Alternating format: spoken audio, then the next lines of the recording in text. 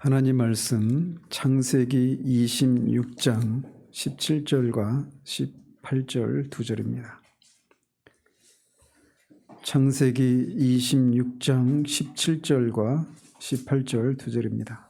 하나님 말씀이라 합니다.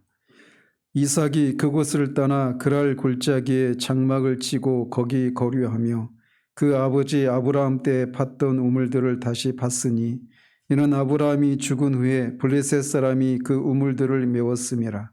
이삭이 그 우물들의 이름을 그의 아버지가 부르던 이름으로 불렀더라. 아멘. 네, 우리는 계속해서 이 본문에 한 2달 정도 이렇게 머물러 있는데 다시 한번 우리가 어디를 지나고 있는지 말씀을 드리면 이삭이 짐승이나 사람들에게 치명적인 물이 없는 그런 절체절명의 위기 가운데서 취했던 이 행동을 통해서 우리가 과거를 돌아보는 데서 얻는 그런 유익이 있다라고 말씀을 드렸습니다. 그러면서 이 블레셋 사람들이 아브라함 때 팠던 우물을 우물로 막아놔서 그 우물 밑에는 여전히 신선한 물이 흐르고 있지만 그 우물을 제거하지 않는 한 그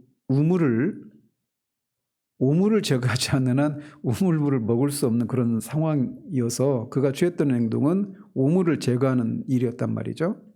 그랬던 것처럼 우리도 현대 블레셋이라고 하는 사람들이 이 우물을 막아놓은 그런 블레셋 사람들이 막아놓은 그런 우물들이 무엇인가. 그래서 우리로 하여금 그런 영적인 생명을 누리지 못하도록 하는 그런 것들이 무엇인가를 살펴가고 있는 겁니다. 그래서 기독교의 근본적이고 중추가 되는 그런 진리들을 믿지 못하게 하는 그런 오류들. 또 하나는 정통교리임에도 불구하고 결함이 있는 그런 방식으로 정통교리를 고수하는 데서 오는 그런 오물과 관련된 것들. 그 다음에 지난주에는 정통임에도 불구하고 그런 죽어있는 그런 정통. 그래서 죽은 정통의 위험에 대해서 우리가 지난주에 살폈습니다. 그러면서 로이드 존스는 이 죽은 정통의 위험이 수백 년 동안의 교회 역사 가운데서 가장 큰 위험이다라고 진단을 합니다. 그래서 죽은 정통이라고 하는 것은 말은 정통인데 죽어 있는 거예요. 저는 그거를 영적인 좀비다 이렇게 좀비 상태 가운데 있다 이렇게 말을 하는데 그런 상태가 죽은 정통의 상태입니다. 그러면서 이 죽은 정통은 크게 2가지 양상으로 나타난다고 말씀을 드렸습니다. 하나는 웬만한 채 하면서 스스로 만족하는 거예요. 즉 자신은 정통이니까 정통교단에 속해서 정통교회에 속한 그런 교인으로 정통한 교리를 믿고 있는 사람이고 그리고 나도 이런저런 어떤 영적인 체험들을 하고 그런 어떤 자신의 영적인 상태에 대해서 만족을 하는 겁니다. 그러면서 마치 욥의 친구들이 욥을 대하는 것 같은 그런 태도를 가지고 있는 상태가 죽은 정통에 빠져 있는 사람의 전형적인 모습이라고 말씀을 드렸어요. 그래서 자신들은 정통이기 때문에 어떤 자유주의나 또는 어떤 이단이나 현대신학에 빠져 있는 그런 사람들은 문제겠지만 자신들은 문제가 아니라는 겁니다. 그래서 이 교회 내부에는 어떤 문제가 없고 그저 우리가 할 일은 밖으로 교회를 전도하고 이런 것에만 집중을 해야 된다 이런 생각들을 갖고 있는 거예요. 그러면서 이런 상태 가운데 있는 사람들을 묘사하는 한 표현이 있는데 아모스 6장 1절에 있는 것처럼 시온에서 안일하게 지내는 사람들 이런 사람들이 죽은 정통의 상태 가운데 빠져 있는 사람을 묘사하는 그런 성경적인 표현이라고 말씀을 드렸습니다. 그래서 그런 사람들의 종교는 마치 보험이 하는 것 같은 역할을 하는 것이어야 한다라고 하는 태도를 가지고 있다라고 말씀을 드렸어요. 우리가 어떤 위기의 어떤 건강의 위험이나 또는 어떤 여러 불의의 사고로 인해서 겪게 될 그런 위험을 미연에 방지하기 위해서 또는 그런 일들이 있을 때 어떤 도움을 받기 위해서 보험을 들지 않습니까? 그런데 보험이 우리의 삶에 개입해서 이래라 저래라 간섭하는 것은 우리 용납을 못하는 거죠. 그런 것처럼 그들에게 있어서 종교, 그들에게 있어서 하나님은 그런 것이어야 한다라는 겁니다. 그래서 우리가 어떤 삶의 위기를 만날 때 우리에게 슈퍼맨처럼 짠하고 나타나서 어떤 도움을 주고 또는 삶이 잔잔할 때도 마찬가지고 그렇지 못할 때도 종교는 그저 우리의 삶이 잘 될 것입니다. 잘 풀릴 것입니다. 어떤 그런 마음의 위로와 어떤 미래에 대한 소망을 불러일으켜주는 그런 역할을 하는 데서 그쳐야지 그 종교가 또는 하나님이 우리의 삶에 들어와서 이래라 저래라 간섭하는 그런 것이어서는 안 된다라고 하는 종교관, 하나님관을 가지고 있다라고 말씀을 드렸어요. 그래서 그런 종교관을 가지고 있는 사람들은 메시지를 향해서도 교회에서 전해지는 메시지를 선호하는 그런 메시지들이 있는데 구체적이고 어떤 특별한 그리고 그 메시지가 자신의 영적인 상태를 탐사하는 방식으로 전해지는 메시지를 그들은 싫어한다라고 말씀을 드렸습니다. 즉 그래서 자신이 누리고 있는 그런 영적인 안정감들 이런 것들을 깨뜨리는 메시지들을 그들은 싫어해요. 그래서 어떤 구원의 문제에 대한 이런 질문들 그런 것을 고민하게 하는 그런 어떤 것들에 대해서는 굉장히 불편해하는 그런 특징을 보인단 말이죠. 그런데 이런 아모스가 말하고 있는 것처럼 시온에서 아니란 것을 추구하는 사람들은 언제나 있어 왔습니다. 그들은 자기들을 탐사하고 자기들로 하여금 불안하게 느끼고 자기들을 꿰뚫어 보는 어떤 그런 메시지들을 싫어합니다. 이것이 죽은 정통의 한 표지예요. 그리고 그런 사람들이 드리는 예배에는 어떤 생명력도 나타나지 않습니다. 아예 교회에 올 때도 그런 것을 기대하지 않고 그냥 습관적으로 영적인 그런 어떤 그 타성에 젖어버린 어제도 왔고 지난주에도 왔고 몇십 년 전부터 계속 왔기 때문에 예배 드리는 거 그냥 어떤 삶의 어떤 한 부분이기 때문에 그렇게 오는 겁니다. 그래서 예배에 올 때도 하나님이 예배 가운데 그의 임재를 나타내 주셔서 우리를 만나 주시고 그 앞에서 우리가 어떤 변화와 어떤 것이 일어날 것에 대한 기대가 없이 그냥 오는 그런 모습을 보인단 말이죠. 그런데 부흥의 시대에는 언제나 이 사람들이 예배당에 올 때는 항상 누군가를 만나러 가는 사람과 같은 그런 인상을 풍기는 방식으로 예배당에 오곤 했습니다. 지난주에도 말씀드렸죠. 하나님의 집, 이게 히브리어로 베델이에요. 베델이라는 단어가 하나님의 집이라고 하는 것인데 하나님의 집이기 때문에 거기에 하나님이 계시고 그 하나님을 만나러 가는 것이 예배드리는 그런 모습이란 말이죠. 보이지 않지만 분명히 실제하시고 임재하셔서 그분의 임재를 나타내 주시고 그분 앞에 있는 우리를 향하신 주님의 마음을 우리 가운데 나타내 주시고 그분과 교제를 나눌 수 있는 그런 것이 예배여야 한단 말이죠. 어쨌든 지난주에는 그 부분까지 했는데 안타깝게도 녹음이 안 되고 말았습니다.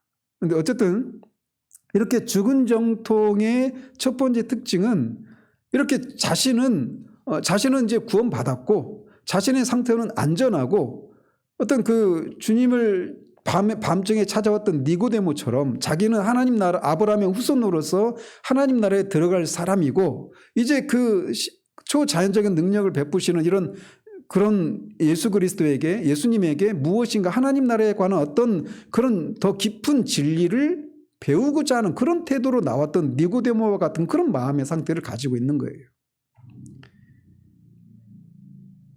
어쨌든 이게 첫 번째 죽은 정토의 첫 번째 그런 특징입니다. 한마디로 스스로 만족하는 거예요. 자신의 상태에 대해서. 이어서 두 번째 죽은 정통의 상태에 빠진 사람은 이 첫 번째 표지와 연관되어서 열심을 싫어합니다. 신앙에 대한 열심을 싫어하는 모습을 보입니다. 왜 그럴까요? 자신은 만족하거든요. 자신의 상태가 만족스러워요. 그런데 이 열심을 싫어하는 것이 결국은 어디로 이어지느냐면 성령을 소멸하는 데까지 이어진다라고 레드존스는 말을 합니다. 그런데 이렇게 열심을 싫어하는 것, 그래서 궁극적으로는 성령을 소멸하는 이런 것이 죽은 정통의 두 번째 특징인데 지난주에 살핀 첫 번째 특징과 맞물려 있습니다. 그들을 말씀드린 것처럼 시온에서 안일하게 지내는 사람들, 이렇게 성경이 묘사하고 있는데, 이 열심을 내는 이 모습들을 죽은 정통에 있는 사람, 정통의 상태에 빠져 있는 사람들은 그런 사람을 싫어해요. 열심을. 그런데 이 열심을 싫어하는 이런 것들은 언제나 교회가 부흥을 맞이했을 때 하나님께 크게 쓰임을 받았던 사람들에게 있어서 늘 겪어야만 했던 장애와 같은 것이었습니다. 그래서 18세기 영국과 또 미국의 부흥의 도구로 쓰임받았던 휘필드 같은 이 사람도 당대 이 국교도 안에 있는 목사들로부터 광신주의자라고 하는 그런 비난을 받았습니다.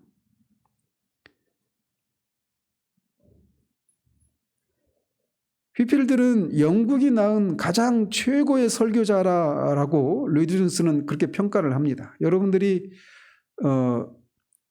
그런 분들의 책들이나 이런 것들을 여러분이 개인적으로 열심을 내서 읽기를 저는 추천드려요. 그런데 어쨌든 그 국교도들 안에 있는 그런 감독들이 휘필드를 광신주의자라 이렇게 비난을 했는데, 그들이 휘필드를 광신주의자다 이렇게 말을 했을 때는 휘필드가 전하는 메시지나 또는 교리를 향해서 광신주의자다 이렇게 말한 것이 아니라 그런 것을 전하는 휘필드의 태도에 대해서 그렇게 비난을 했었습니다. 즉 그의 열심을 불편해하고 싫어했던 거예요. 형식적이고 잠들어 있던 그들에게 휘필드는 귀찮은 존재였습니다. 비교가 되잖아요. 자신들과 휘필드가 비교가 되는 겁니다. 이것은 당대 같이 부흥의 도구로 쓰임받았던 웨슬레의 경우에도 마찬가지였습니다. 존 웨슬레의 이 어머니가 수산나 웨슬레였는데, 이 수산나도 굉장히 경건한 부인이었어요. 이 웨슬레 가문이 다 이 청교도 전통이 있었던 분들이거든요. 그래서 그의 어머니도 아주 경건한 어머니였어요. 수산나라고. 그런데 그 어머니조차도 웨슬레가 부흥을 경험하고 나타난 그의 열심을 이해를 못했습니다. 그래서 자기 아들 웨슬레를 열심쟁이라고 그렇게 비난을 했어요. 경건한 부인으로 알려진 수산나마저도 그의 아들의 열심을 이해할 수 없었던 겁니다. 이거는 어떤 이 교회적으로만 이런 현상이 나타나는 것이 아니라 작은 삶의 범주 안에서도 이런 일들이 일어납니다. 그래서 한 교회 안에서도 어떤 사람이 성령의 그런 은혜로 개인적인 부흥을 경험하게 됐을 때 그는 갑자기 열심쟁이로 바뀝니다. 그리고 그의 그런 변화는 주변에 있는 잠든 사람들을 불편해하게 만들기 시작합니다. 그런데 정작 본인은 몰라요. 자신이 그런 사람들을 불편해하게 만들고 있다라고 하는 것을 본인은 몰라요. 왜냐하면 자신에게 일어난 이 변화가 분명히 실제적인 어떤 은혜 체험이거든요.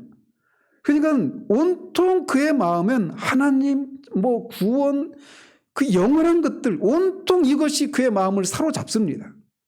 부흥을 경험할 때 나타난 현상들이 그게 있어요. 뒤에서 잠깐 제가 어떤 제목들만 말씀을 드리겠는데, 그런 것들이 자신에게 막 일어나면서 그거를 주체할 수가 없는 겁니다. 그러니까 사람을 만나면 어제까지 멀쩡했던 사람이 어제까지는 하나님에 대해서, 구원에 대해서, 천국에 대해서, 죄에 대해서, 심판에 대해서 이런 것들에 대해서 그렇게 큰 관심이 없었어요. 그런데 갑자기 이런 은혜를 경험하고 나서 자기 안에서 그런 수없이 떠오르는 그런 질문과 이런 어떤 변화들을 주체할 수 없는 겁니다. 그래서 만나는 사람마다 자신에게 일어난 것들, 이런 것들을 얘기하지 않을 수가 없는 거예요. 근데 그런 것들이 잠들어 있는 대다수의 사람들을 불편하게 하는 거예요. 왜 깊이 막 밤중에 깊이 잠자고 있는 사람을 어떤 사람이 막 흔들어 깨운다고 생각해 보세요.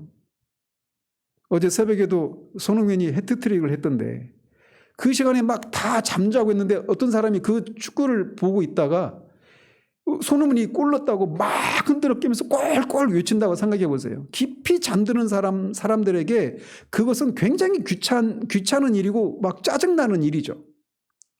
예를 들면 그렇다라는 거예요. 한 사람에게 이런 자신을 흥분시키지 않을 수 없는 그런 성령의 은혜 체험들을 경험하고 났을 때 그 사람은 그거를 가만히 그냥 감사하다 하면서 기쁘다 하면서 그냥 가만히 있을 수가 없는 거예요. 자신에게 일어난 변화를, 자신이 경험한 것들을, 자신이 누리고 있는 것들을 옆에 있는 사람들에게도 전해주고 싶고 알려주고 싶고 그 사람들 그걸 누리고 싶어하는 그런 열심이 너무나 자연스럽게 생겨나는 겁니다. 그런데 그런 열심을 대부분은 불편해하는 거예요. 입만 열면 온통 그런 얘기로 가득합니다. 그런데 이게 개인적으로도 그렇고 교회적으로도 그런 일이 일어나는 거예요. 그런데 이 열심을 반대하는 것은 부흥을 방해하는 모든 장애물 가운데 가장 큰 것 중에 하나입니다. 특히 죽은 정통에 빠진 사람들이 이 열심을 싫어합니다. 열심을 싫어하는 것과 지난주에 살핀 이 시온에서 안일한 가운데 거하는 사람들이 자신의 영혼의 안전의 문제에 대해서 어떤 진리로 탐사되는 것을 싫어하는 것은 서로 밀접하게 연관되어 있어요. 그런 열심을 내는 사람들을 보면서 그냥 귀찮고 이런 데서 그치는 것이 아니라 자기 안에서 어떤 질문이 자기도 모르게 생겨나는 겁니다. 왜 나는 저 사람이 말하는 것을 나는 모를까? 나는 구원받았다고 생각하는데 나도 구원받은 사람이라고 생각하는데 왜 저 사람이 보이는 그런 열심이 나한테는 없을까? 왜 저 사람이 누리는 그런 것을 나는 누리지 못할까? 이런 불안함들이 생겨나는 거예요. 그 열심을 보면서. 근데 많은 경우는 그런 질문을 쫓아서 고린도후서 7장 10절에 있는 것처럼 후회할 것이 없는 구원에 이르는 회개를 이루는, 그래서 그런 성령의 근심하는 것을 통해서 어떤 열심을 내고 그런 변화로 이어지는 이런 데로 가야 되는 것이 순리이고 맞는데 대부분은 그런 것들을 싫어하는 거예요. 왜? 나는 이만하면 됐다라는 겁니다. 나는 구원도 받았고 나도 이런저런 어떤 영적인 체험도 했고 내 상태에 대해서 스스로 만족하는 거예요. 그런데 그런 열심을 내는 사람들이 자신의 영혼의 상태에 대해서 그렇게 자신에 대해서 안전감을 느끼고 있는 그 안정감을 흔들어 버리기 때문에 그 열심을 싫어하는 겁니다. 그래서 첫 번째 특징과 두 번째 특징은 서로 맞물려 있는 거예요.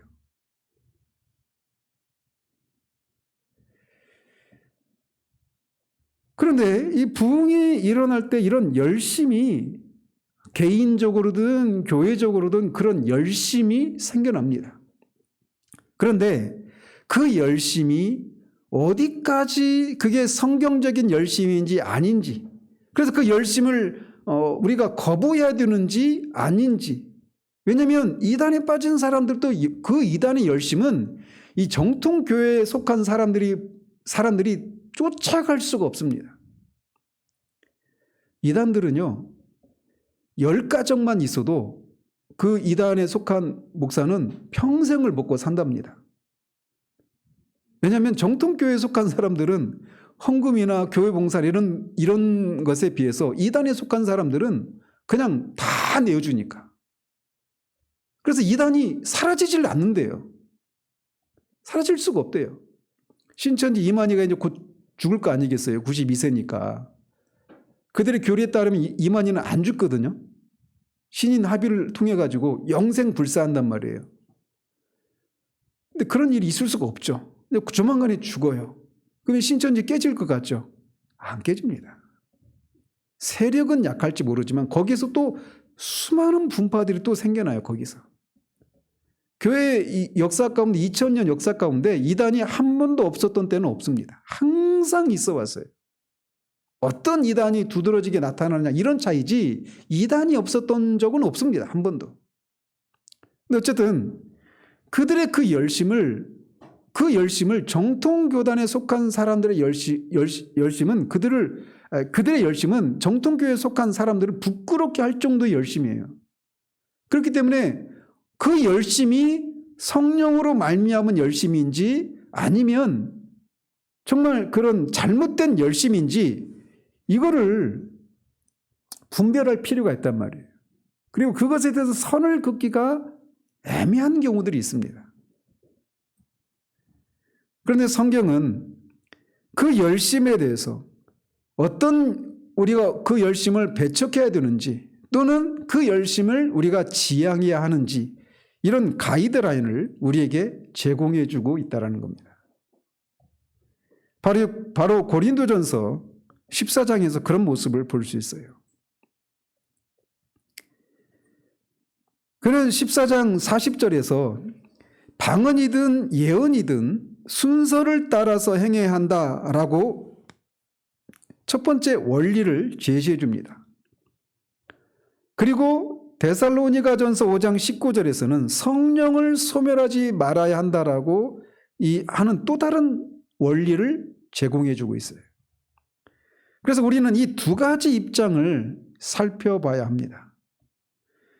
그리고 우리는 이 두 가지 권면이 나온 배경들을 살피면서 자연스럽게 죽은 정통에 속한 사람들이 어떻게 성령을 소멸하는 죄를 짓는 데까지 나아가는지를 알 수 있게 됩니다.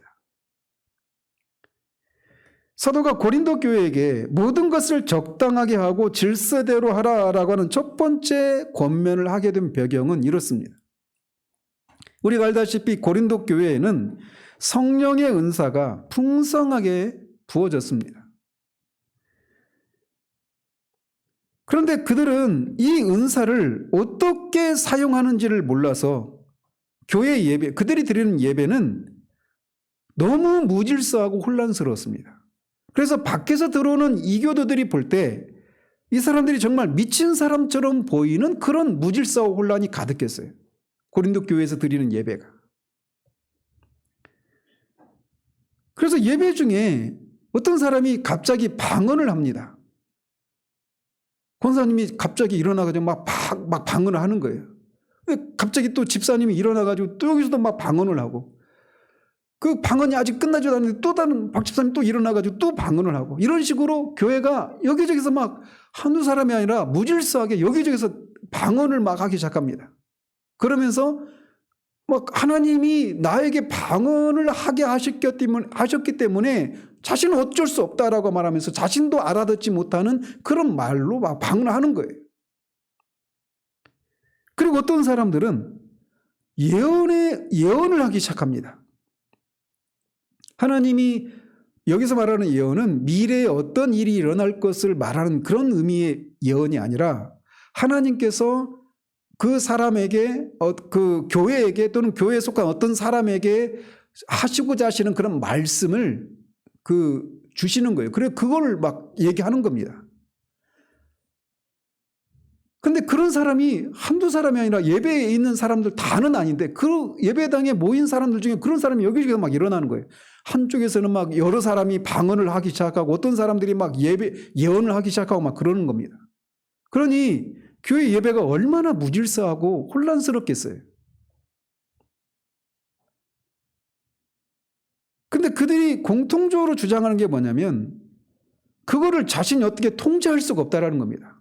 성령께서 나로 하여금 방언하게 했기 때문에 성령께서 나에게 이런 예언을 하라고 말씀하셨기 때문에 어떻게 할 수가 없다라는 거예요.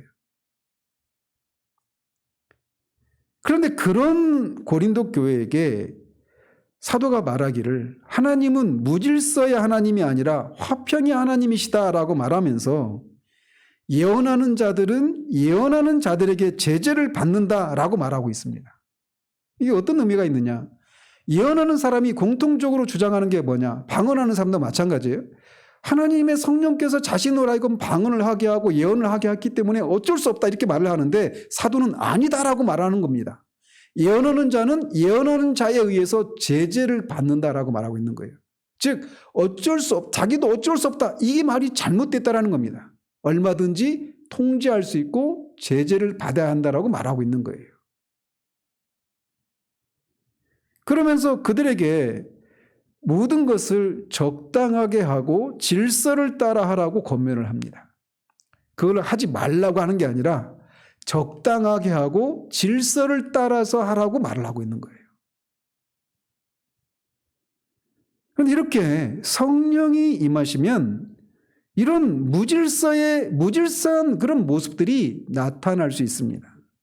그런데 문제는 그런 과정에 어떤 거짓된 흥분과 기쁨, 거짓된 기쁨도 있을 수 있다는 겁니다. 그래서 사도는 그런 것을 경계하면서 이렇게 권면을 한 거예요. 그런데 죽은 정통 가운데 있는 사람들은 이렇게 성령의 은혜가 나타날 때, 성령의 역사가 나타날 때 나타나는 거짓된 흥분이나 무질서나 혼란, 이런 것들을 경계하다가 아예 성령을 소멸하는 데까지 가버린다는 겁니다. 그러니까 잘못된 모습이 나타날 수 있는데, 그 잘못된 것을 범하지 않기 위해서 아예 그걸 못하게 하는, 그래서 성령을 소멸해버리는 그런 죄를 범한단 말이에요.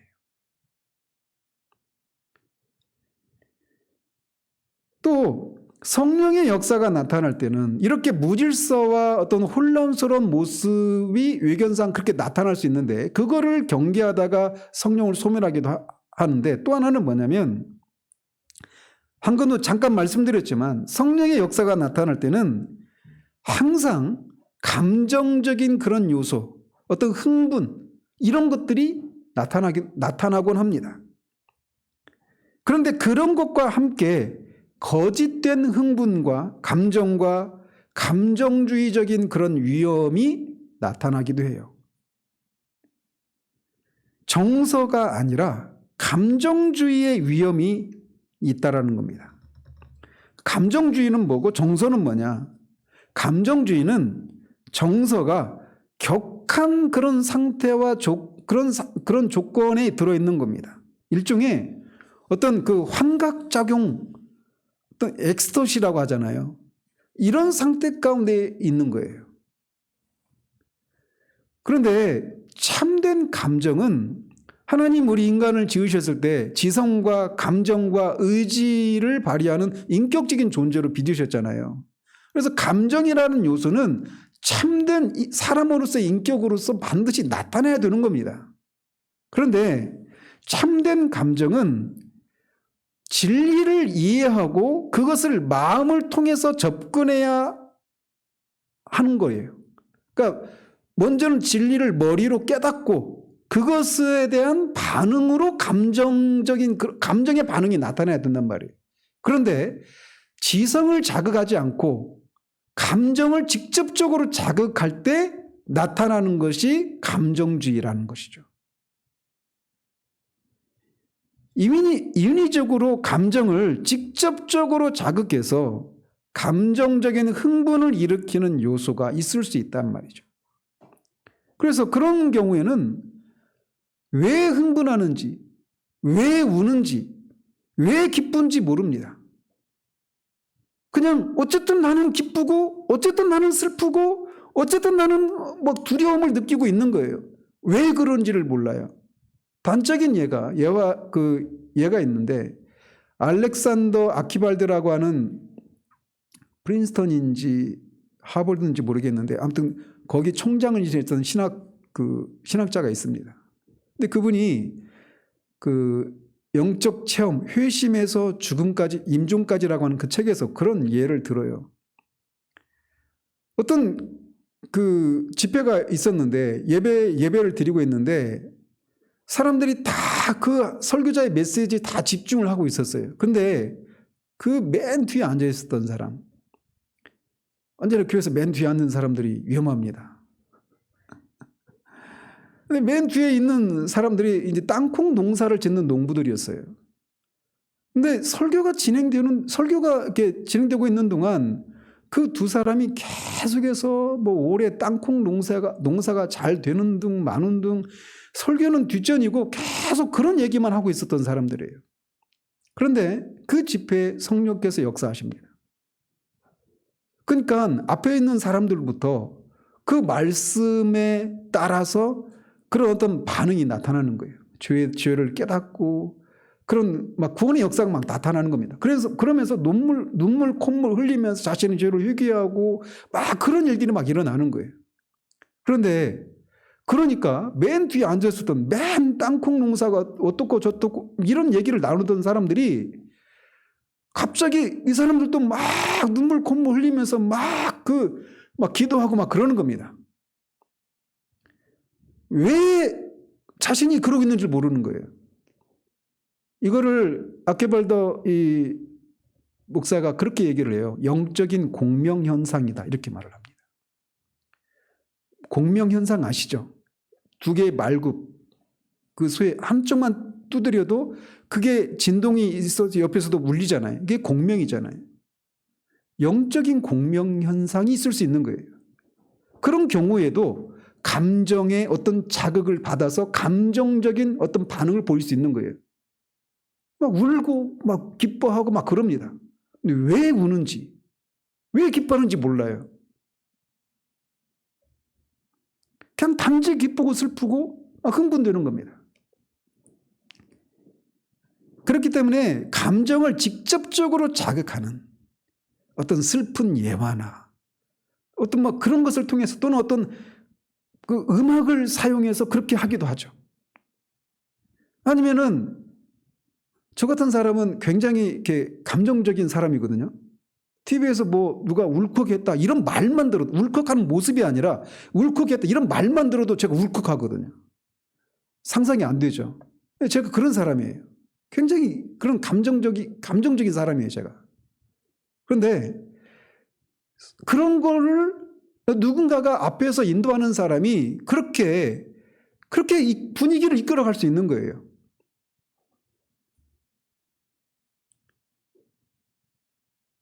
특별한 장소에 모여서 사이키 조명과 드럼과 각종 악기를 동원해서 목청껏 찬송을 부르면서 자신은 하나님을 경배하고 있다고 생각하지만 그래서 겉모습으로는 그런 것처럼 보일지 모르지만 본질이 그런 것은 아닐 수 있습니다.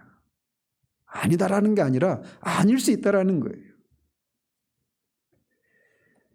지금도 요즘은 코로나 때문에 그런 모습이 그런 집회들이 잘 없을 거라고 생각하는데 찬양 콘서트에 가보면 그런 모습들을 봅니다. 다른 게 있다라면 락이나 어떤 그런 세상 노래가 아니라 찬양을 부르면서 똑같이 하는 거예요. 육체적인 감정을 발산하는 것에 불과할 수 있단 말이죠. 감정주의가 지성을 통한 이해의 과정이 없이 직접 감정을 자극해서 일종의 흥분 상태에 빠지게 하는 겁니다. 이게 거짓된 감정주의 이런 것들이 나타나니까 이런 것을 경계하다가 그런 열심을 싫어하고 성령을 소멸하게 된다는 거예요. 이런 과정을 통해서 말이죠. 부흥의 시기에도 보면 겉으로 볼 때는 고린도 교회에 나타난 무질서와 혼란과 격한 감정을 표출하는 이런 모습들이 나타납니다. 그래서 사람들은 이런 모습을 보면서 이 죽은 정통에 빠진 사람들 그런 모습을 보면서 이 사람들이 집단적인 히스테리에 빠졌다 이렇게 비난을 하곤 합니다. 그래서 그런 잘못을 경계하다가 성령을 소멸하는 데까지 나가는 거예요. 그래서 모든 것을 적당하게 하고 질서를 따라야 한다 이런 권면을 따르다가 성령을 소멸하지 말라라고 하는 권면을 어겨버리는 이런 우를 범한단 말이죠. 거짓된 것을 경계하다가 또 다른 잘못을 범하고 있는 겁니다. 우리는 언제나 이런 양극단으로 향하기가 쉽습니다. 그래서 죽은 정통 가운데 있는 사람들에게 가장 큰 덕목은 뭐냐? 질서예요. 그래서 그들의 예배에서는 어떤 예외도 기대할 수가 없습니다. 언제나 시작하는 시간과 끝나는 시간이 정확합니다.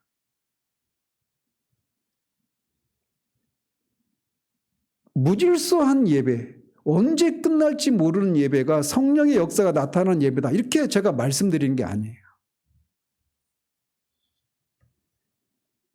그래서 죽은 정통에 빠진 사람들은 질서를 강조하다가 성령께서 예배적으로 임하셔서 역사하실 때 있을 수 있는 일종의 무질서와 혼란에 대해서는 아무런 기대도 없습니다. 아니, 오히려 성령마저도 그들이 정한 프로그램을 따라 일하셔야 하는 것으로 보여질 정도입니다. 그래서 로이드 존스가 이 목회하는 그 현역이 있을 때 라디오에서 그 라디오 방송을 출연하지 않았던 이유 중에 하나가 이거예요. 자꾸 라디오에서 이제 그 로이드 존스 목사님을 이렇게 출연을 요청하고 그러는데 그 PD에게 이렇게 물었다라는 거예요. 라디오는 막 분초 단위로 딱 정해져 있잖아요. 정확한 시간에 그 시보를 알리는 시그널이 나와야 되고 광고가 나와야 되고 다 순서가 정해져 있잖아요. 그런데 그렇게 물었다라는 거예요. 만약 성령께서 내가 그 라디오 방송에서 설교를 하다가 성령의 역사가 나타나가지고 만약에 정해진 시간이 아니라 넘겨버리게 되는 경우에는 어떤 대비를 하고 있느냐. 그런 생각을 못했다라는 거예요. 그런데 성령의 역사가 나타나면 이런 예외적인 어떤 현상이 나타날 수 있단 말이죠. 모든 것이 정해진 순서를 따라 진행될 따름입니다. 죽은 정통 가운데 있는 사람들의 가장 큰 모토는 질서입니다. 그래서 우리는 이 두 가지, 즉 죽은 정통에 보이는 성령을 소멸하는 위험, 그리고 무질서와 거짓된 감정주의라고 하는 이 두 가지 극단이 우리 시대에 나타나고 있어요. 그런데 부흥이 임하게 되면 언제나 예배적인 요소들이 나타납니다. 시작한 시간은 정해져 있지만 끝나는 시간은 정해져 있지 않아요. 설교가 때로는 예상하지 못한 일들이 벌어져서 길어질 수 있습니다. 기도에도 길어질 수 있습니다. 예배의 한 순서가 파격적으로 길 수 있어요. 찬송에는 생명력과 감사와 기쁨이 넘쳐서 예배적인 찬양을 드릴 수도 있습니다. 짜여진 프로그램에 의해서 찬송을 수없이 반복하는 것이 아니라 예배적인 방식으로 찬양할 수 있는 거예요. 성령의 역사가 나타나는 예배는 예배적인 요소가 있고 그에 따른 무질서와 혼란 같은 요소들이 있을 수 있어요. 그러나 반대도 성립한다라고 말할 수 없습니다. 무질서와 예외가 있다고 성령의 그런 역사가 나타나 이렇게 말할 수는 없어요. 그러나 성령의 역사가 나타날 때는 이런 요소들이 항상 있는 건 아니지만 그럴 수 있다는 겁니다. 그런데 죽은 정통에 있는 사람들은 질서가 그들의 가장 큰 모토고 덕목이기 때문에 그런 것들을 경계하다가 성령의 역사를 소멸해 버린단 말이에요.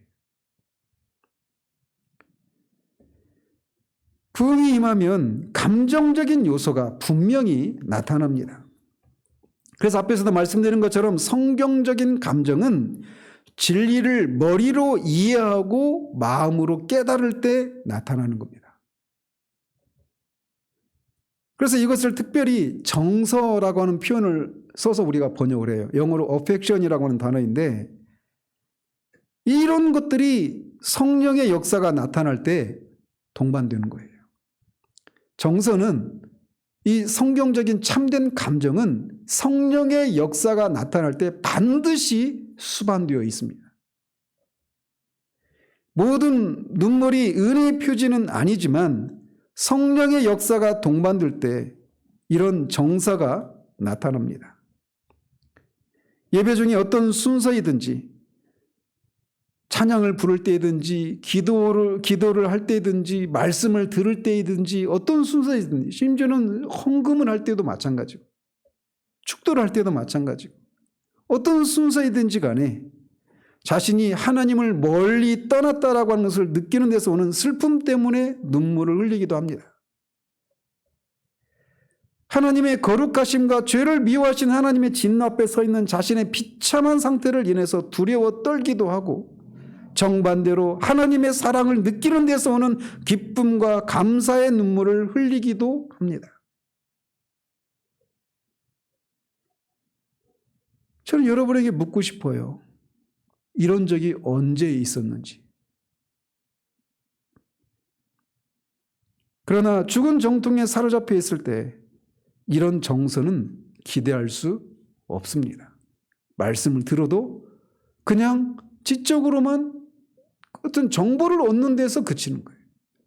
그것이 자신의 마음을 자극해서 하나님을 향해서 어떤 그런 정서가 일어나지 않는 거예요. 이거는 그 사람의 어떤 기질하고는 상관이 없습니다. 조나단 에드워즈 같은 분들은 정말 전형적인 철학자거든요. 우리가 흔히 어떤 정말 지성적인 존재예요. 조나단 에드워즈도. 사도 바울도 마찬가지입니다. 토저 목사님은 사도 바울을 인간이 낳은 6대 천재 중에 한 명이다 이렇게 말할 정도로 당대 철학을 다 관통했던 사람입니다. 그런데 그런 사도 바울도 로마서나 에베소서나 이렇게 막 로마서가 굉장히 조직적이고 논리적인 성경이다 이렇게 평가를 하잖아요. 그런데 그런 것들 그리스도를 통해서 하나님이 하신 일들을 막 말을 하다가 자신 안에서 그런 일을 하신 하나님의 어떠하심 때문에 주체할 수 없는 찬양과 그런 송영이 마음이 막 솟구쳐가지고 자신이 했던 그 논리에서 벗어나가지고 다른 데로 빠지고 또 다시 돌아오고 이런 것들을 보인단 말이에요. 그런 지성적이고 정말 감정과는 거리가 먼 것처럼 보이는 사도가 그렇단 말이에요. 조나단 에드워즈도 마찬가지예요. 조나단 에드워즈는 그 엠필드라고 하는 그 지역에서 했던 그 설교, 하나님의 진노하신 하나님의 손 아래에 있는 죄인들이라고 하는 그 제목의 설교를 할 때 그가 엄청난 근시였다고 합니다. 그래서 그 한 손에 촛불을 들고 전기가 없는 시대니까 촛불을 들고 밤에 저녁에 설교하는데 원고를 막 이렇게 하면서 읽는 거예요. 읽는 방식으로 설교를 한 거예요. 근데 그 설교를 들으면서 수백 명의 사람들이 거기서 회심의 역사가 일어납니다. 근데 그런 것을 다 절제를 시키면서 자기가 전해들 것 다 전해요. 정말 철저히 냉철한 그런 이성의 소유자였어요. 그런데 그런 설교자가 휘필드보다 나이가 많았는데 휘필드 목사가 그 교회에 와가지고 설교를 할 때 그 거룩한 에드워즈 목사 눈에 막 눈물이 막 흐르는 거예요. 자신의 비참함과 그런 자신을 향한 하나님의 사랑, 그리스도의 십자가에 나타난 그 구원의 완전함, 이런 것들을 인해서 그런 것이 나타나는 거예요. 우리는 우리가 소원하는 바대로 어떤 삶이 펼쳐지지 않는 것에서 흘리는 눈물에 대해서는 알지만 하나님으로서 인정받지 못하는 현실을 인해서 흘리는 눈물, 우리와 같은 죄인을 향한 하나님의 사랑을 느끼는 데서 오는 그 눈물, 그 하나님으로부터 내가 너무나 멀리 떠나 있구나, 요즘은 하나님이 나를 향해서 기뻐하시지 않는 것 같은 데서 오는 그런 서글픔, 이런 데서 흘리는 눈물은 모르는 그런 신앙 형태를 우리는 너무나 자연스럽게 생각하고 있어요.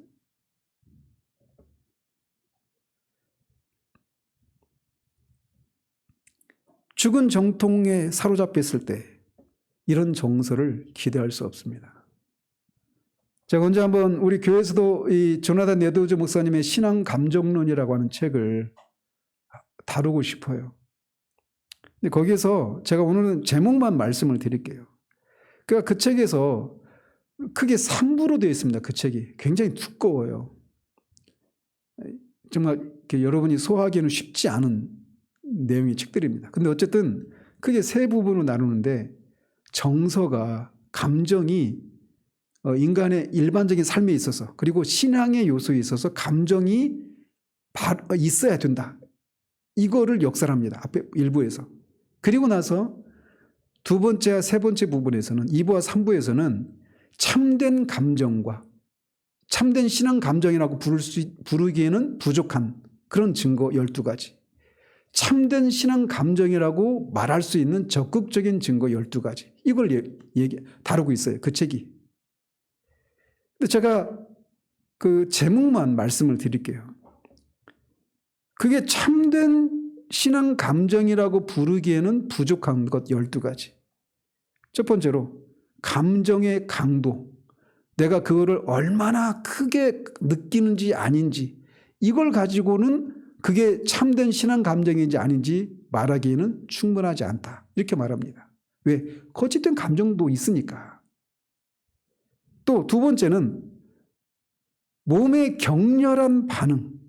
막 그 퀘이크 기도나 그런데 집회 가면 막 사람들이 막 흔들고 막 이런 거 있잖아요. 막 자지러지기도 하고 넘어지기도 하고. 여러분 얼마 전에 막 여러분이 다니던 교회도 했다면서요. 막 밀면 넘어지고 이런 거. 그 비냐드 집회에서 했던 거거든요.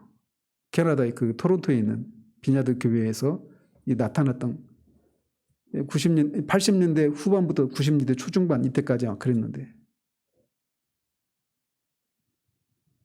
거기 집회 가면 그런 몸의 격렬한 반응, 지금도 그런 현상들이 있습니다. 나타납니다.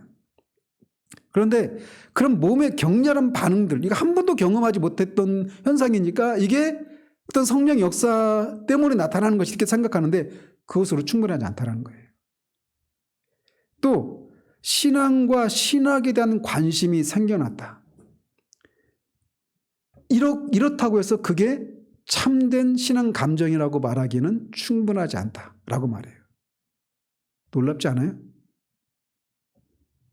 그리고 감정이 내가 원하지 않았던 감정, 기대하지 않았던 그 감정의 자가 생산 여부, 이렇게 제목을 잡고 있는데, 그 감정이 내가 예기치 않았던 그런 감정이어서 이것으로도 그게 참된 감정이라고 말하기에는 충분하지 않다는 거. 또는 성경이 갑자기 떠올랐다. 우리가 이런 일이 있으면 성령께서 나한테 주시는 거야 이렇게 말하잖아요. 그냥 쉽게 그렇게 생각하기 쉽잖아요. 에드워즈는 말해요.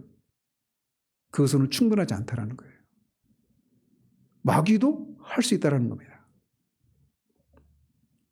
또는 사랑의 피상적인 표현, 하나님을 향해서든 이웃을 향해서든 없었던 것이 생겼다는 거죠. 그런데 충분하지 않다는 거예요.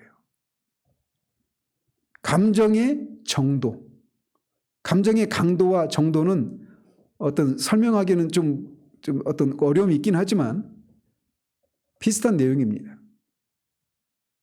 또는 감정의 체험 순서, 즉 하나님의 그 심판 아래 있는 데서 오는 두려움을 느낀 후에 예수 그리스도를 믿음으로 구원받은 데서 오는 기쁨, 그러니까 두려움이 먼저 있은 다음에 기쁨이 찾아왔다, 이런 순서, 이런 감정의 체험 순서도 내가 그 감정이 참된 감정인지 아닌지를 말하기에는 충분하지 않다는 거예요. 또는 종교적인 행위와 의무의 피상적인 실천 여부, 이것으로도 그 감정이 참된지 아닌지를 말하기에는 충분하지 않다. 또는 찬송을 열심히 부른다.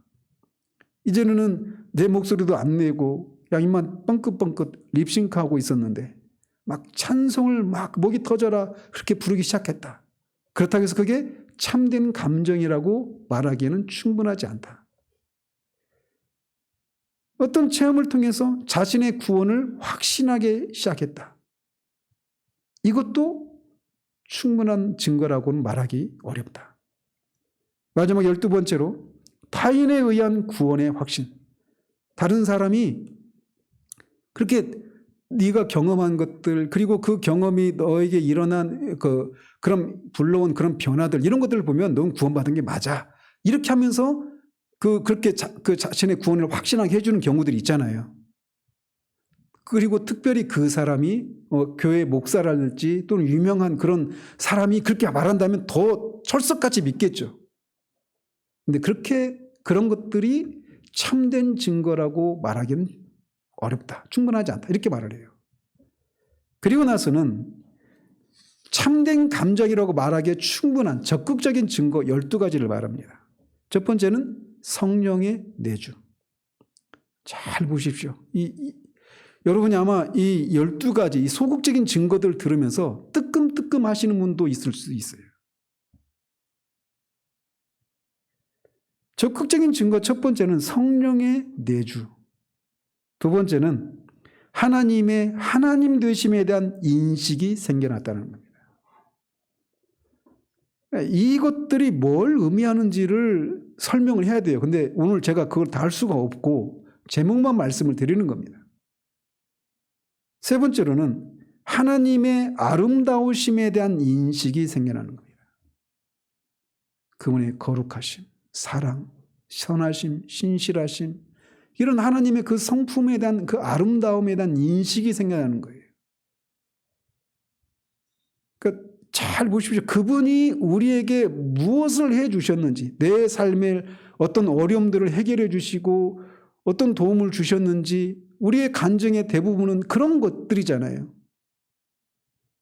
그런데 에드워즈는 하나님의 아름다우심에 대한 인식을 하기 시작했다면 그거는 광명의 천사가 한 것일 수가 없다. 성령께서 하신 것이라고 말할 수밖에 없다. 이렇게 말을 하는 거예요.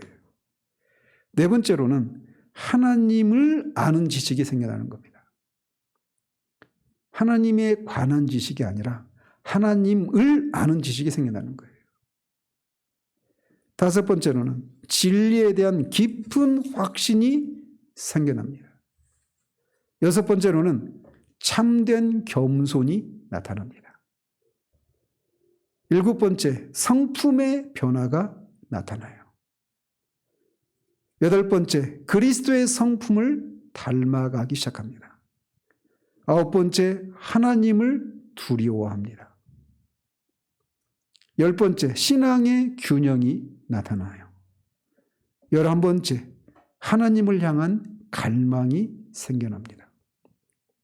죽은 정통 있는 사람들은, 그리고 결함 있는 정통, 거기에 빠지는 사람들에게서는 결코 발견될 수 없는 겁니다. 하나님을 향한 갈망. 마지막 12번째로는 행위로 나타나는 신앙. 여러분들이 우리가 살고 있는 시대가 얼마나 잘못된 그런 기준들에 의해서 그 사람이 구원받은 사람인지 아닌지를 말하고 있는지, 그리고 우리도 이 시대에 태어나면 이 시대의 아들과 딸들이 되기 때문에 이 시대에서 통용되고 있는 그런 가치관과 기준들에 따라서 우리 자신을 평가하게 된단 말이에요. 그런데 이런 영적인 그런 거인들이 살았던 시대에 그리고 그 성경의 그 오순절의 역사가 재현되었던 그런 부흥의 시대 때의 교회, 그 시대를 살았던 그런 성도들의 그런 삶이 우리의 신앙의 기준이 되어야 되는 거예요. 그런데 이렇게 참된 감정이, 성령 역사가 나타날 때는 반드시 이렇게 참된 감정이 나타나는 겁니다. 그런데 항상 그런 성령의 역사가 나타날 때는 마귀도 활발히 활동을 해요.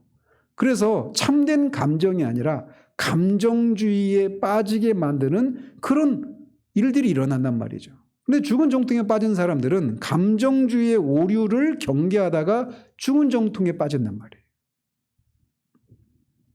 그래서 그런 사람들은 설교도 웅변주의 설교를 해서는 안 된다. 그래서 웅변주의 설교를 통해서 사람들의 감정을 자극해서도 안 된다라고 말을 합니다. 이 휘필드가 당대 휘필드의 설교가 굉장히 웅변적인 그런 설교였어요. 웅변주의 설교. 그래서 당대 런던에서인지 아무튼 영국에서 유명한 그런 연극 그 배우가 있었는데 그 사람이 말하기를 휘필드가 오라고 말하는 그것을 내가 할 수만 있으면 좋겠다. 이렇게 말할 정도로 휘필드의 설교는 굉장히 웅변주의 설교였습니다. 스펄전도 마찬가지고. 그런데 죽은 정통에 있는 사람들은 그런 웅변주의 설교를 하면 안 돼요. 왜? 사람들의 감정을 자극하면 안 되니까. 감정주의를 배격하다가 참된 감정을 배격해버리는 그런 것이 설교의 형태를 좌우하는 이런 우를 범한단 말이죠. 그래서 늘 조용하고 차분한 어조로 설득하는 그런 방식으로 설교해야 됩니다. 그리스도의 십자가에 대해서 말할 때도, 하나님의 영광에 대해서 말할 때도, 성령의 충만함에 대해 말할 때조차도 감정 없이 조용히 말해야 합니다. 하나님의 사랑에 대해서도 그래야 한다라고 말을 하는 거예요. 그래서 감정에 휘둘리고 감정을 노출하는 것은 마치 교육 수준이 낮은 사람들이나 하는 것이지, 자신들처럼 교양이 있고 자기 감정을 잘 컨트롤하고 교육 수준이 높은 그런 사람들에게는 어울리지 않는 것이다 라는 생각을 자기도 모르게 가지고 있는 겁니다. 그리고 그 사람이 특별히 남자라면 감정을 드러내고 우는 것은 남자답지 못한 것점으로 치부해버리면서 성령을 소멸해버립니다. 로이드 존스가 특별히 이런 얘기를 하는 것은 영국 사회의 특징을 가지고 얘기하는 거예요. 특별히 이 스코틀랜드나 이런 데는 남자가 어떤 감정을 표출한다, 이거는 부끄러운 것이라고, 남자답지 못한 그런 것이라고 하는 그런 사회적인 인식이 있는 거예요. 그런데 앞에서도 말씀드린 것처럼 사도 바울을 기억하십시오. 그분과 같이 이성적인 그런 존재가 없는데 그분이 그렇게 성령의 역사가 자신의 마음을 감동할 때 그런 논리적인 분이 그 논리에서 스스로 벗어났다가 막 다시 돌아오고 이런 것을 보일 수밖에 없는, 기독교는 우리의 모든 것을 요구합니다. 우리의 모든 것을 요구하기 때문에 이 모든 것에 우리가 열심을 낼 수밖에 없는 거예요. 그런데 그런 종교는 죽은 정통에 빠져 있는 사람들에게 환영을 받지 못합니다. 종교는 늘 내가 원하는 때에, 내가 소원할 때만 와야 되는 거예요. 내 삶에 들어와서 이래라 저래라 개입해서는 안 됩니다. 내가 누리고 있는 이 평안, 이거를 깨뜨려서는 안 되는 거예요. 그런데 이런 모습의 그리스도인들이 우리 시대에는 넘쳐나고 있어요. 그래서 마치 하나님을 위해서 자신의 모든 것을 들어야 하는 특별한 그룹에 속한 그런 기독교인들이 있고, 자신들과 같이 그렇게까지 하지 않아도 되는 그런 그룹, 그런 기독교인이 나뉘어져 있는 것 같이 생각을 합니다. 그래서 그들이 가장 즐겨하는 표현이 있다면 육신적인 그리스도인이에요. 또는 육적인 그리스도인입니다. 자기는 구원받지 않은 사람이 아니고 구원은 받았어요.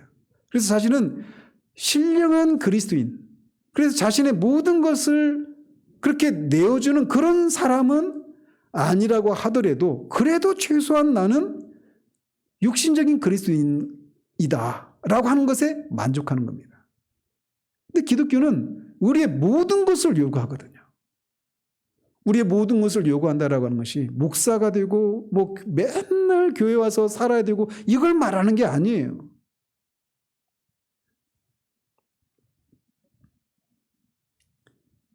그래서 육적인 그리스도인이라고 하는 이 개념은 그들의 피난처가 되어 있습니다. 자신은 비록 열심을 내고 있지는 않지만 그래도 구원은 받았다라는 겁니다. 그런데 우리가 기억해야 될 건 육신적인 그리스도인의 상태에 머물러 있는 것은 우리의 나태함에 대해서 안정감을 느끼도록 하기 위해 마련된 것이 아닌 겁니다. 우리는 이런 상태에 머물러 있는 것을 부끄러워해야 합니다. 우리가 매주 예배 드리기 전에 예배 때 마음과 목숨과 뜻을 다해서 주여 너희 하나님 여호와를 사랑하라 라고 말하잖아요. 하나님이 우리에게 요구하시는 것은 우리의 모든 것을 요구하시는 거예요. 사도는 고린도 교회를 향해서 그들이 예수 그리스도를 믿은 지 이미 오랜데도 여전히 그리스도 안에 유아 상태인 육적인 그리스도인의 상태에 머물러 있는 것을 책망합니다. 그런데 사도가 그들을 책망할 때 이 고린도 교회가 예수님을 믿은 지 수십 년이 된 후에 이런 얘기를 하는 게 아니에요. 불과 5, 6년 사이밖에 안 됩니다. 예수 믿은 지 5, 6년 정도나 되나? 짧을 수도 있고 그보다 조금 더 길 수 있는 아주 얼마 되지 않은 시기에 있는 그런 고린도 교회를 향해서 너희들이 아직도 그리스도 안에서 유아 상태에 있는 것을 책망하는 거예요. 근데 오늘날 우리는 예수 믿은 지 20년, 30년, 50년 이렇게 되어도 신앙생활에 그런 경력은 있을지 모르지만 이렇게 우리의 모든 것을 요구하는 그런 방식의 그런 신앙을 목사님이나 뭐 특별한 몇몇 사람들이나 해당되는 거고 나 같은 사람은 이라고 하는 생각을 가지고 있지 않은지 돌아봐야 돼요. 죽은 정통에 머물러 있는 상태 가운데 있는 동안에는 그 오물 아래에 있는 우물물을 마실 수가 없습니다.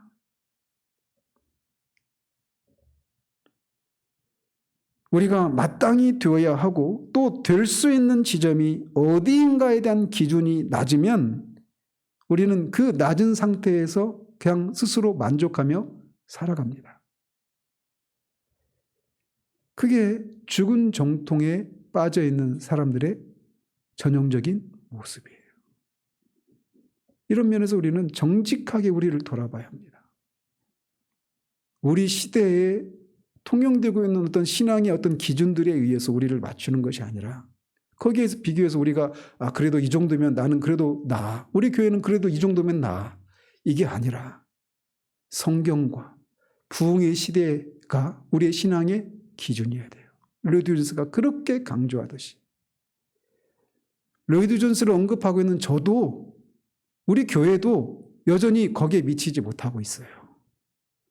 근데 이게 우리에게 아픔이 되어야 되고 마음의 상함의 이유여야 돼요. 왜? 그들도 똑같이 예수 그리스도를 믿어서 구원받고 똑같은 조건으로 구원을 받는데 왜 그들은 그런 풍성함과 삶의 그런 능력이 있는 그런 영적인 생명력을 풍성히 누리는 것을 통해서 하나님을 영화롭게 하고 이런 교회됨을 드러내는 삶을 살았는데 우리는 왜 그렇지 못할까에 대한 이것을 위해서 애통해야 하는 마음이 우리 가운데 있어야 된단 말이에요. 그래서 계속 누차 이것을 말씀드리면서 우리들 중에 단 한 명이라도 우리가 처한 이 현실에 이 가난한 현실을 인해서 애통해야 하면서 거룩한 그런 분노와 거룩한 그런 불만족을 가지고 하나님 앞에 부르짖기 시작한 사람이 생겨나기를 바란다라고 말씀을 드리는 거예요. 여전히 우리는 이게 그냥 남 얘기인 것처럼 정보로 지식으로만 남아있는 건 아닌지 이런 두려움이 제 가운데 있습니다. 모든 것을 적당하고 질서를 따라 해야 합니다. 그래서 무질서와 혼란, 잘못된 감정주의 이런 것에 빠지면 안 돼요. 그러나 그것이 그렇게 하다가 성령을 소멸하는 데까지 나아가서 결국은 죽은 정통에 빠져버리는 그런 우리여서는 안 됩니다. 바로 그것이 현대의 블레셋 사람들이 막아놓은 오물이에요. 기도하겠습니다. 하나님 아버지, 죽은 정통이라고 하는 현대의 블레셋 사람들이 막아놓은 오물이 무엇인지 그 특징이 무엇인지 우리가 지난 2주 동안 하나님 살폈습니다.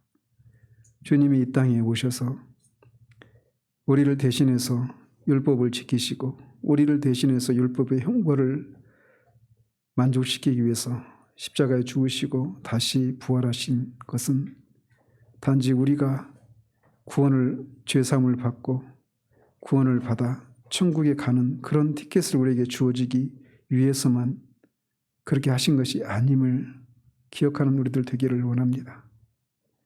교회가 교회되었을 때, 성도가 성도다웠을 때 그 모습이 무엇인가를 아는 지식을 우리 가운데 하나님 허락해 주시고 그 기준에 여전히 미치지 못하는 우리들의 모습을 인해서 애통해하고 줄이고 목말라 하는 심령을 우리 가운데 허락해 주셔서 정말 우리 시대에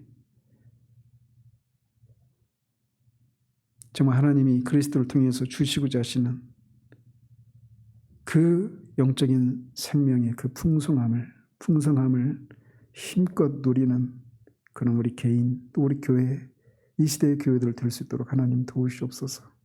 그래서 정말 하나님이 하신 일들이 세상 가운데 분명하고 높이 드러날 수 있도록 도우셔서 하나님의 이름이 거룩하게 여김을 받으시고 하나님의 영광을 받으시는 그런 일들이 있기를 소원합니다. 그것을 위해서 기도하는 사람이 우리들 중에 하나님 일어날 수 있도록 하나님 도우시기를 원하옵고 우리 주 예수 그리스도 이름으로 기도합니다.